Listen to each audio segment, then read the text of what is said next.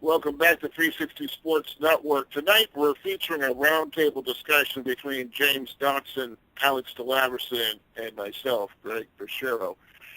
We're going to be discussing Joe Paterno and the Penn State Jerry Sandusky affair.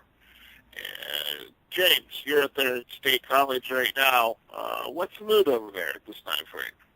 Well, I actually just made a walk back from campus, and on my way back, I happened to walk past Old Main Building, where the Board of Trustees apparently has just gone into a meeting to figure out what's going to be happening, and there's a rally, at least 200 students strong, outside on the steps, and the general message of the rally outside of Old Main is in support of Joe Paterno. The students are very much in support of our coach, and a lot of growing animosity towards President Graham Spanier, saying that he's the one who is at most fault and he's the one we need to be targeting first.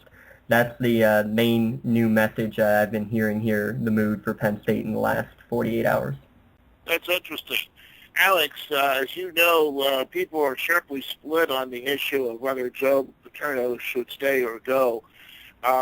Locally around the western Pennsylvania area, what are you hearing and seeing?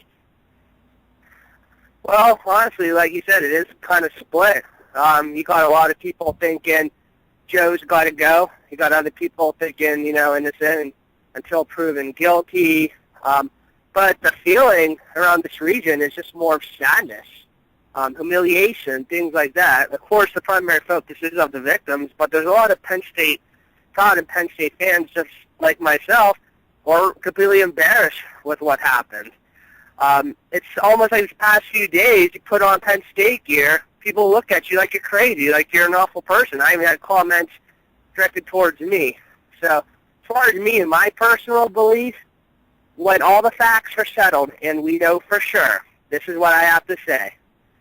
If it does turn out Joe Pa could have done more, then shame on him 1,000 times over.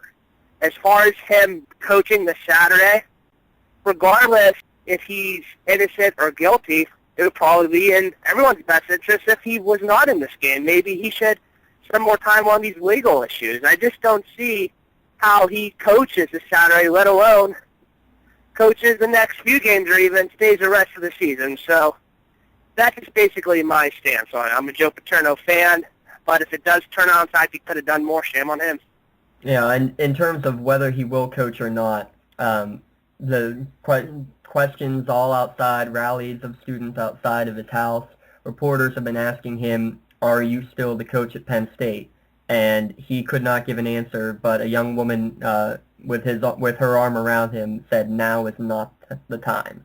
Now is not the time to be worrying about that. We need to be worrying about the legal ramifications. We need to not worry about who's coaching, who's not coaching. But beyond that, Mike McQuarrie, the grad assistant who's now been named and current wide receivers coach, apparently has not been seen on campus at all this week. So that's just another little added point to this entire scandal. There's been a lot of wrinkles with this particular scandal going along here, starting out way back in 2002 with what's been going on, the alleged abuse that Sandusky had committed on a 12-year-old child. Just the initial prosecutor on this particular case ended up missing and has been declared legally dead, which is an interesting situation. And, of course, the State Attorney General's office got into this back in 2009, and it's taken them 2 years to actually put this case together, interviewing countless number of victims of Jerry Sandusky's dalliances, so to speak. But there's been a lot of wicked twists and turns in this particular case, and all of which, from what I've been able to see, indicates that Joe Paterno knew more or knows more than what he's letting on to believe, and that the whole state college administration is at fault for basically sweeping this under the carpet. Somebody dropped the ball somewhere, and somebody in a position of authority needs to make atonement on this. No, I agree. That's the main issue, though, is who dropped the ball? Where did the chain of command break? I mean, the way it went down, supposedly, is grad assistant McQuarrie sees this happen, reports it to Joe Paterno, Paterno who then reports it to Curley and Schultz, the athletic director and the head of security, and vice president of business. Those two then meet with McQuarrie, and apparently at that point McQuarrie says that there was nothing sexual, that it was just horsing around. So where did this translation go wrong? And then after that, supposedly Curley and Schultz talk with President Spanier, and Spanier doesn't do anything about it. So where is the actual chain of command being broken here? Did somebody misconstrue? Did Curley misconstrue how what McQuarrie was saying, or did McQuarrie change his story after a week? And why did he change his story if that's so? There's a lot of question marks that we don't know right now. Well, if you ask me, it seems like everyone, all the way from McQuarrie to the president, dropped the ball. They all botched this thing. I mean, the general consensus, especially around this part of the region, is that even if Joe Paterno is innocent, he did legally follow through his obligations, the consensus is he still should have been more aggressive. He still should have done more. Of course, Sandusky's the actual one who committed this crime. He is the main perpetrator here. But it just sounds like everyone's completely brushed this aside or watched it. We don't. The sad thing is, we probably would have known more if Joe Paterno was allowed to speak today at noon. But no, we were not able to listen to that. So we still need more facts. But it appears as if multiple people really screwed up on this thing. Oh yeah, this has been a multiple cluster bomb, so to speak. Almost using the F-bomb connotation here on this thing, but in reality, it really has been a terrible cluster of events since the bullet line, and everybody is lawyering up and posturing because there is a lot at stake, both the reputation of the school as well as the reputation of Joe Paterno and the program, which he has so brilliantly led for many, many years. And many of us are beginning to wonder, why he would, did he hope to basically have this thing blow over or just go away? One won't know. But the Penn State University's cancellation of the press conference itself, I think, is indicative of their unwillingness to let Joe Paterno speak at this particular time frame, because Joe Paterno does speak his mind very matter-of-factly and frankly when given that opportunity. Oh, and beyond that, I mean, that's not the only thing that's been canceled. It would not surprise me if the weekly quarterbacks club meeting gets canceled tomorrow. President Spanier postponed the dinner that was going to honor him and his wife. That's been postponed. So, I mean, they're doing the right things at this point, but it's too little too late. And with that, I think we need to be focusing our attention on the victims of these attacks and focusing our attention on the inadvertent victims. And that would be including the Penn State football team, these young 18 to 22, 23-year-olds who are being left hung out to dry, having to answer questions that have nothing to do with them for actions that took place when they were only middle schoolers themselves at best. I would like to say another common theme that's being thrown around in this part of the region, and I don't agree with it, but in a way I kind of understand where people are coming from. People are thinking that Penn State should forfeit the rest of the season and spend the rest of their time worrying on these legal issues, getting all the information, squaring away everything, and also would not be appropriate and morally right to continue with the rest of the season. Now, some people will say, well, what about these kids? They didn't do anything wrong, and I agree. I think the kids should play out the rest of the games, but I think everyone involved with the scandal should step aside. I believe the players are grown up enough to know the gravity of the situation, the severity of the situation, and they would realize that it would be all right if they stepped aside and handle these legal situations. But it's just a really sad thing, because Penn State was 8-1, 5-0 in the conference, and on their way to playing the first Big Ten championship game and compete to get into the Rose Bowl. Of course, the victims are the most important thing, but if you think about it from Penn State's angle, this is a nightmare situation. Recruiting's going to be damaged. Their reputation in general is going to be damaged. It's just a horrible, horrible nightmare. And Dawson, I know you can speak better than anyone else since you bleed blue and white. So what do you think about that proposal that people are throwing around over here? Oh, to me, you hit the nail on the head. This has nothing to do with the players. That would be like saying the coach's grandmother passed away, so we shouldn't play ever again to honor her memory, or that the second cousin of the starting quarterback was found cheating on his SATs, so we better forfeit the rest of our games. It's the punishment not fitting the crime. These players, if nothing else, this is going to serve as a good quote-unquote distraction, something to take our mind back off of these ramifications and get it back to where it should be, and that's on the team itself. And the team is prepared. They're doing fine. And I'll tell you, Matt McGloin, his tweets yesterday were absolutely unbelievable. He said, quote, "I cannot comment on what is going on with these allegations and scandal, which has spread through the university. But I can promise this. We will continue to fight towards our goal, a Big Ten championship. You fans have been great by sticking by with us all year. Even though we haven't won pretty, we've gotten the job done. This team does not stop fighting, and I do not expect this dilemma to alter our level of focus and accountability." So, Do you believe the coaches should still coach the rest of these games? I can see that either way. Honestly, I could care less whether Joe coaches or not because he's been in the press box. I think it's pretty safe to say that he hasn't been doing much quote-unquote coaching anyway. So that doesn't bother me. Is it going to be awkward to see big redhead McQuarrie on the sideline giving out his bear crawl signals during the game? Yeah, but is it going to be even more awkward and more difficult for the team to be able to react when they have to look for somebody new on the sideline? I think that will be an issue as well. So I think my vote is that until these players or until these coaches are legally ramified against them, I don't see how you can not have them on the field. Well, I think I'd have to agree with you.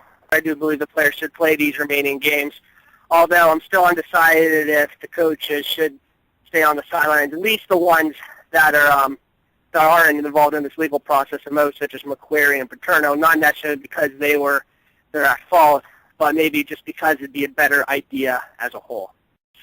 Another thing that we need to take a look at, though, is what is the NCAA going to be doing about the situation? It seems that Penn State University has basically fallen on its own sword here. Obviously, I do have to commend the university for basically dismissing both their athletic director and vice president of business affairs for the cover-up itself. Obviously, it's not enough. I believe that there needs to be more needs to be done. But where's the NCAA going to weigh in on all this? As we all well know, what happened to Jim Tressel in Tattoo Gate over in Columbus back in July of this year, where you had a handful of players that were going out, basically trying to create some money for themselves by selling personal items and soliciting tattoos and things such as that. This obviously has much more gravity because it does put the university in a very, very dangerous place. But is the NCAA going to be stepping in and basically nullifying the season? Has there been any talk on that? I do not believe that the NCAA will be able to do anything at all. The way I look at it is that NCAA violations have something to do with the athletics program itself in terms of the players that are there. You look, again, Tattoo Gate, you have players who are in the wrong, doing the wrong things. They're selling memorabilia that's not allowed. That's an NCAA violation. You have Reggie Bush who's getting improper benefits. That's a player getting improper benefits. That's a violation. In this, the team itself is not getting any advantage by having a child molester on campus. That's a very sad and blunt way to put it, but there is no real legal ramifications in terms of NCAA violations. Yes, this is a million times worse than a California boy getting a new car, and a million times worse than a couple guys selling their gold pants for a couple tattoos. But even that being said, in terms of NCAA violations and what they stand for, I don't think that NCAA can make any sort of punishment in that regard. So with that said, then I believe that if there is no NCAA violations per se, then the season should not be forfeited. The coaches should remain with the team, and this should just be a Penn State affair that Penn State needs to sort out and make right down the road. No, I can agree with that, and again, I think that it's the same thing. If you find that one of your coaches is doing something that's morally wrong, it should be your own responsibility as a university, as a school, to get it fixed. I don't think that the NCAA should come in and say, "Oh, you have a coach we don't like, so we're gonna make you forfeit your season." No, that doesn't make any sense. Well, I wanted to make it clear. People weren't suggesting the fact that the NCAA should force Penn State to forfeit. People are suggesting that Penn State on their own forfeit the rest of the season, which, like I said, I think is ridiculous, but it is being turned around here, and I agree with you, Dawson. I really don't see how the NCAA can really get involved with this. This situation is bigger than any recruiting violation. It's bigger than what's going on at Miami, Ohio State. Reporters here are saying this is the biggest scandal in sports history. So criminally, legally, this will be handled. Penn State will handle this. But technically, there's no NCAA violation, so I don't know what else really the NCAA can do. And honestly, I think the NCAA realizes that Penn State's going to be going through enough trials and fire that they wouldn't even need to step in. So this is a dark time for the Penn State program. So hopefully they'll get back up on their feet, and we'll just have to see what happens. But it doesn't look good. Now, I think we're all in agreement that it doesn't look good for anybody at this particular standpoint. But I really think that the NCAA should start looking closely at the administration of universities and as well as football boosters and of course the football players, the student athletes themselves. But most especially, transgressions made at the level of safety by university employees should definitely be looked upon under the auspices of the NCAA. And this can actually go back to the Brian Kelly situation, in which Brian Kelly basically turned a blind eye to a student photographer who he told to basically get on top of a high lift in the middle of a windstorm to photograph practice. And of course, while this student was on the high lift photographing the practice, wind, tornadic, I wouldn't say tornadic winds, but very, very strong winds blew the high lift over, killing the kid, killing the student photographer. Once again, lapse of judgment by the Notre Dame coach, Brian Kelly, in that situation. You're taking a look right now at a lapse of judgment of at that time, a 75-year-old Joe Paterno. Joe Paterno is now 84 years old. Is he thinking clearly in these types of situations? Yes, it is a lapse of judgment, but I really believe that when we're looking at the safety of youth, whether or not they are actively enrolled in the university or not, but if the university is going to be hosting an event or being part and parcel of some sort of charity type situation, I believe all these things should fall under the auspice of the NCAA to make sure that we do not run into these types of transgressions again. I think this is a wake-up call for the NCAA to kind of get off their duffs and to quit worrying about what type of cream cheese or bagels they should be serving at recruitment events and start looking at the total safety and mental health of their programs. No, and let me just point this out, Greg.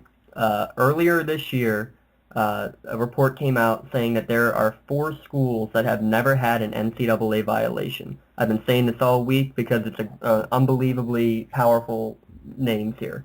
The 4 schools are Stanford, Northwestern, Boston College, and Penn State. And of those four, Penn State is the only one that is a public institution. Stanford's president said himself that being a private institution, they don't have half the things that a public institution has to worry about. Now, so of those four, Penn State the only public one. Take out Northwestern, take out Boston College. Both have had point-shaving scandals.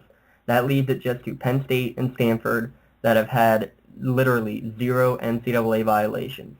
And then this, the worst out of any scandal, any violation, any wrongdoing that we've seen that I can ever remember in living or non-living memory in the college level. And this is by far the worst, and this has happened at a school where it has never been a violation. What else is going on that we don't know about out there? Well, in this day and age of information, I'm sure something or everything could be dug up on someone or everyone. But I do agree that this, of course, is something which is unconscionable and just way beyond belief. And this is something where the cover-up is actually worse than the crime that was committed, and the crime was pretty damning to begin with. So, but nonetheless, Penn State is in a very dangerous place right now, and they definitely need to do something to change the course as to where they're at. Final remarks on this subject on Joe Paterno and the Penn State Jerry Sandusky affair. James. Well, Penn State has been looking for 10 years to start pushing Joe Paterno out the door.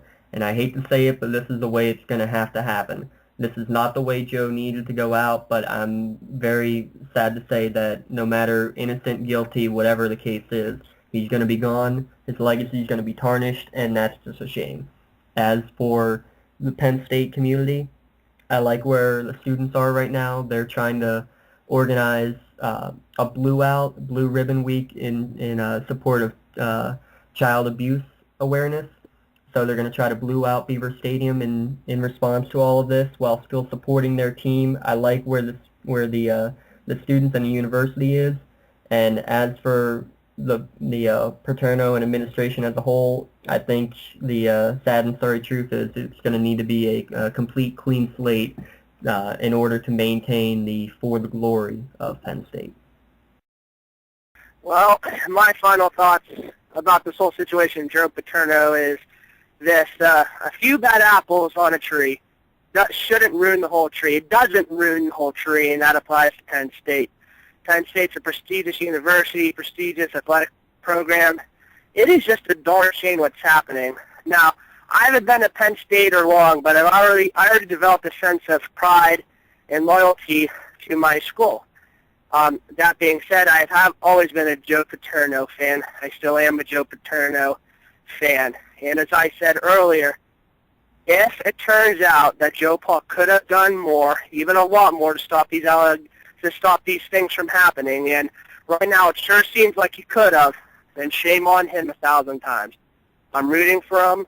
I'm a fan, but I would be completely biased to say that he should be held to a different standard just because he is Joe Paterno. So hopefully it turns out he didn't do anything wrong. He did do all he could do, but it doesn't look good right now. So just hopefully people in Penn State community could start to put things back together in terms of their pride and loyalty. But we've got to remember that the victims here need more support than anyone, and as of now, it's reached 20 victims. So our hearts and prayers should go out to the victims first and foremost.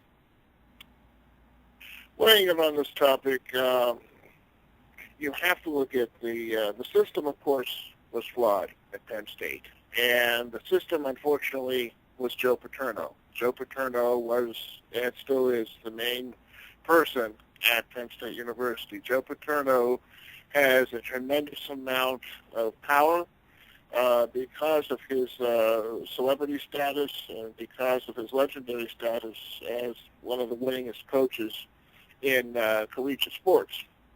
With that said, Joe Paterno, even though this was his lifelong friend in Jerry Sandusky, Joe Paterno could have forced the issue with President Graham Spanier and had Graham Spanier contact the authorities back in 2002 and actually could have put an end to a lot of this.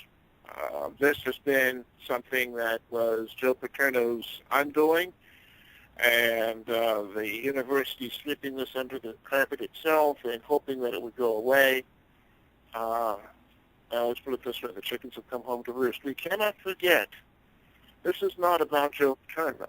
This is about the 20 youths between the ages of 10 to 14 that were abused, sexually abused, by a member of the Penn State community and a former member of the Penn State community. Even after he resigned, he was still given permission to be at the campus in the locker facilities. And even up to a week before everything broke, Jerry Sandusky was still working out at Penn State University. This has just been a horrible, horrible situation brought on by, I believe, carelessness and a flaw in the system. The system needs to change. It's unfortunate that the student athletes that are playing for the university are suffering as a result of this. It's also going to be the student athletes that are going to help Penn State University rise above this as well. This is no longer going to be the success of Penn State University in athletics. From this point onward, is no longer going to be on the shoulders of Joe Paterno. It's going to be on the shoulders of the student athletes. And there's going to need to be a major change in the coaching staff. There will probably need to be an interim coach until the end of the season, but none of the victories should ever be negated by these student athletes. The student athletes have earned every bit of this. But there definitely needs to be a change, and it looks like the change has to come from the very top. And anybody and everybody who is involved needs to make atonement on this situation, because the souls and lives of 20 victims out there, their lives have changed forever as a result.